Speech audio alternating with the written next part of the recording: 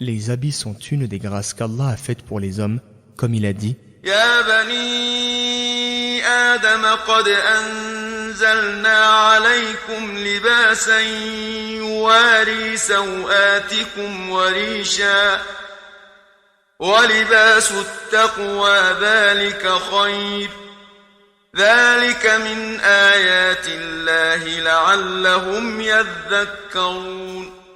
Ô fils d'Adam, nous vous avons apporté un vêtement pour cacher les parties de votre nudité, ainsi que des parures, mais le vêtement de la piété est meilleur. C'est l'un des signes d'Allah, afin qu'il se rappelle. Verset 26 de la sourate Al-A'raf.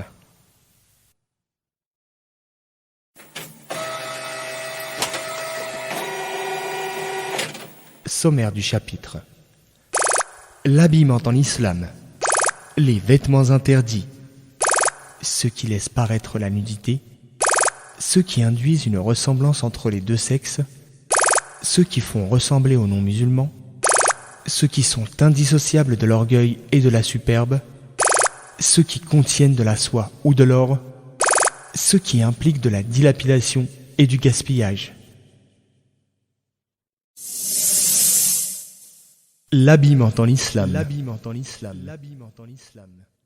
Il convient que le vêtement du croyant soit beau et propre, et particulièrement lors de ses relations avec les gens et lors de l'accomplissement de la prière, comme Allah le Très-Haut a dit: يا بني آدم خذوا زينتكم عند كل مسجد وكلوا واشربوا ولا تسرفوا.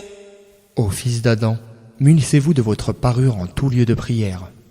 Verset 31 de la sourate Al-A'raf.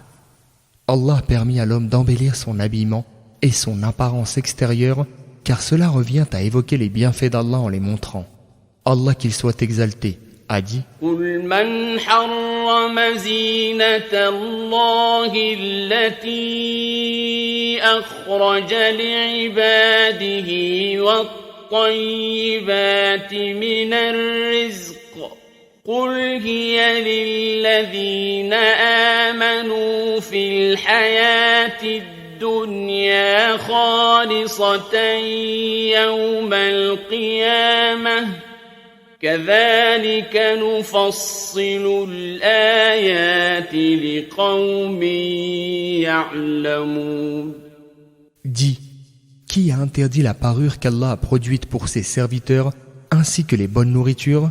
Dis, elles sont dans cette vie terrestre un droit pour les croyants, et le jour de la résurrection, elles leur sont destinées exclusivement. Ainsi, exposons-nous clairement les versets pour des gens qui savent. Verset 32 de la sourate Al-A'raf.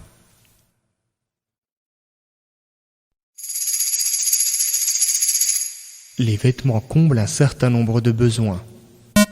Premièrement, ils empêchent, en les couvrant, que certaines parties précises du corps soient vues, étant donné que les gens cherchent à les cacher en vertu du sentiment de pudeur naturelle qu'ils ont en eux de façon innée. Comme Allah le Très-Haut a dit: يا بني آدم قد أنزلنا عليكم لباسا يواري سوآتكم وريشا. Ô fils d'Adam, nous vous avons apporté un vêtement pour cacher les parties de votre nudité. Verset 26 de la sourate Al-A'raf. Deuxièmement, il protège le corps humain de la chaleur, du froid et des lésions. La chaleur et le froid sont le résultat de la variation du climat, tandis que les lésions sont la conséquence d'une agression contre l'organisme. Allah, qu'il soit exalté, a dit en parlant des caractéristiques des vêtements: والله جعل لكم مما خلق ظلالا وجعل لكم من الجبال أكنانا وجعل لكم سرابيل تقيكم الحر وسرابيل تقيكم بأسكم كذلك يتم نعمته عليكم لعلكم تسلمون. Il vous a procuré des vêtements qui vous protègent de la chaleur et d'autres, armures, cottes de mailles, etc., qui vous protègent des coups que vous portez les uns les autres dans les combats. C'est ainsi qu'Allah rend parfait le bienfait qu'il vous fait, ceci afin que vous vous soumettiez. Verset 81 de la sourate Les Abeilles.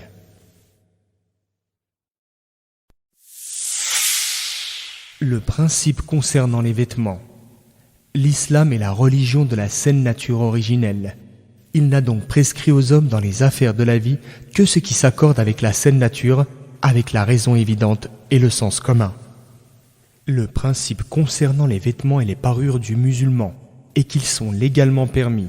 En effet, l'islam n'a pas décidé que les gens doivent avoir un habillement précis, mais reconnaît le caractère licite de tout vêtement tant que celui-ci remplit la fonction qu'on attend de lui, sans excès ni transgression. Le prophète, paix et salut d'Allah sur lui, a porté les habits qui étaient en usage à son époque et n'a pas ordonné de porter des vêtements spécifiques, n'a pas interdit un habit en particulier, mais il a plutôt interdit que l'habit ait des caractéristiques particulières. Dans le domaine des rapports humains, mu'amalat, domaine qui inclut l'habillement, le principe de base est la permission, le caractère licite. Il n'y a donc d'interdiction que s'il y a preuve de celle-ci.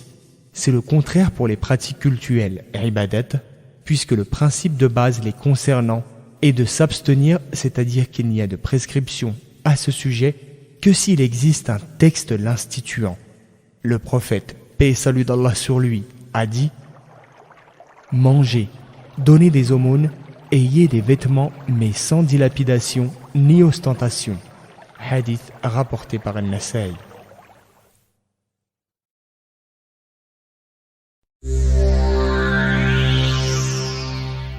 Les vêtements interdits. Premièrement, ceux qui laissent paraître la nudité. Le musulman doit en effet couvrir sa nudité avec les habits, comme Allah qu'il soit exalté a dit « يا بني آدم قد أنزلنا عليكم لباسا يواري سوآتكم وريشا » Nous vous avons apporté un vêtement pour cacher les parties de votre nudité. Verset 26 de la sourate Al-A'raf. L'islam a défini les limites de la nudité qui doit être couverte chez l'homme et chez la femme. La nudité à couvrir chez l'homme va du nombril au genou, tandis que celle de la femme en présence d'hommes étrangers, c'est tout son corps, à l'exception du visage et des mains. Il n'est pas permis de se couvrir avec un habit serré qui moule le corps, de façon à dessiner la forme des membres, ou avec un habit diaphane ou transparent qui laisse entrevoir ou apparaître la peau en dessous. C'est la raison pour laquelle Allah a menacé ceux qui portent des vêtements qui laissent leur nudité transparaître. En effet, le prophète, paix et salut d'Allah sur lui, a dit « Il y a deux types d'habitants de l'enfer, et il mentionna des femmes à la fois vêtues et dévêtues. » Deuxièmement, ceux qui induisent une ressemblance entre les deux sexes, c'est-à-dire que les hommes ressemblent aux femmes en portant les habits spécifiques aux femmes et inversement, les femmes ressemblant aux hommes dans leur habillement. Ceci est interdit et fait partie des grands péchés. Entre dans ce cas le fait de ressembler à l'autre sexe dans la manière de parler, de marcher ou de se mouvoir dans la démarche et la gestuelle. Le messager d'Allah, paix et salut d'Allah sur lui, a maudit l'homme qui s'habille comme la femme et la femme qui s'habille comme l'homme. Hadith rapporté par Abu Daoud. Il a aussi maudit les hommes qui font en sorte de ressembler aux femmes et les femmes qui font en sorte de ressembler aux hommes. Hadith rapporté par Al-Bukhari. La malédiction signifie être déchu et repoussé loin de la miséricorde d'Allah. L'islam veut donc que l'homme ait un caractère et une apparence caractéristique de sa masculinité, et de même pour la femme qu'elle ait des caractéristiques propres à sa féminité. C'est ce que requiert la saine nature et le bon sens. Troisièmement, ceux qui font ressembler aux non-musulmans dans ce qui leur est spécifique, comme les habits des prêtres et des rabbins, et le port de la croix ou tout insigne faisant référence à une quelconque religion. Il est interdit de les porter, car le prophète, paix et salut d'Allah sur lui, a dit « Celui qui imite un groupe de gens fait alors partie d'eux. » Hadith rapporté par Abu Daoud. Est considéré comme une imitation et une ressemblance le fait de porter un habit marqué de symboles caractéristiques d'une religion ou d'une fausse doctrine. Cette imitation trahit une faiblesse morale et un manque ou absence totale de confiance en soi au sujet de la vérité que l'on détient. N'est pas considéré comme de l'imitation ou de la ressemblance intentionnelle le fait que le musulman porte les habits répandus dans son pays, même si la majorité des non-musulmans le portent, car le prophète, paix et salut d'Allah sur lui, s'habillait comme s'habillaient les païens mécois, à l'exception de ce qui est interdit. Quatrièmement, ceux qui sont indissociables de l'orgueil et de la superbe. Le prophète, paix et salut d'Allah sur lui, a dit « N'entre pas au paradis celui qui a dans son cœur fût-ce le poids d'une poussière d'orgueil. » Hadith rapporté par Muslim. Voilà pourquoi l'islam a interdit aux hommes de laisser traîner leurs vêtements ou de les faire tomber en dessous des chevilles si cela provoque de l'orgueil et de l'arrogance. En effet, le prophète, paix et salut d'Allah sur lui, a dit « Celui qui traîne son habit ostensiblement, Allah ne daignera même pas le regarder le jour du jugement. » Hadith rapporté par Al-Bukhari et Muslim. Il a aussi interdit le vêtement de la notoriété, c'est-à-dire celui qui, quand on le porte, suscite tellement l'étonnement que les gens en font un sujet de discussion, si bien que la personne en question acquiert une réputation par ce biais, ceci en raison de son excentricité ou de son caractère rebutant qui heurte le regard des gens en raison de sa forme particulière ou de sa couleur criarde ou à cause de la fatuité et de l'orgueil dont fait preuve celui qui le porte. Le prophète, paix et salut d'Allah sur lui, a dit « Celui qui porte en ce monde un habit de notoriété, Allah l'habillera d'un vêtement d'humiliation le jour du jugement. » Hadith rapporté par Ahmed et Ibn Majah.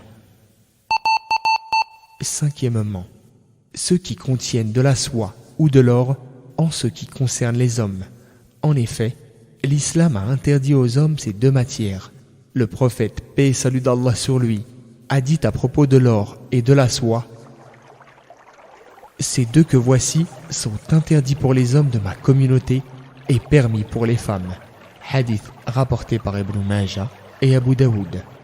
La soie interdite aux hommes est la soie naturelle produite par les vers à soie, non la soie artificielle. Sixièmement, ceux qui impliquent de la dilapidation et du gaspillage. Le prophète, paix et salut d'Allah sur lui, a dit « Mangez, donnez des aumônes et ayez des vêtements, mais sans dilapidation ni ostentation. » Hadith rapporté par An-Nasa'i. Ceci varie en fonction des situations, puisqu'il est permis aux riches d'acheter en matière d'habits ce qu'il ne convient pas que le pauvre achète au regard de ce qu'il possède d'argent, de son revenu mensuel, de sa situation économique et des autres frais qu'il doit assumer. Ainsi, l'achat d'un même vêtement peut être une dépense excessive en ce qui concerne le pauvre et dans le même temps ne pas être une dilapidation en ce qui concerne le riche.